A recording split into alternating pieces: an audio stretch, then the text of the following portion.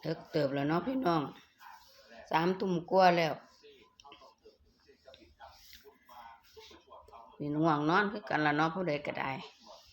ว่าก็ง่วงคือกันล่ะแต่ว่าก็หังยังทนอยู่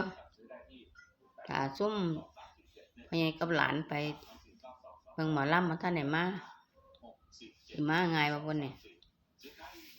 อันได้นอนแล้วมันบ่อยากลุกได้หาปลุกมาเปิดประตู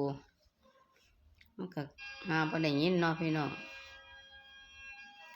โอ้ย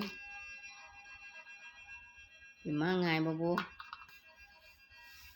อันบ่มาก็สินอนก่อนล่ะมันอยากนอน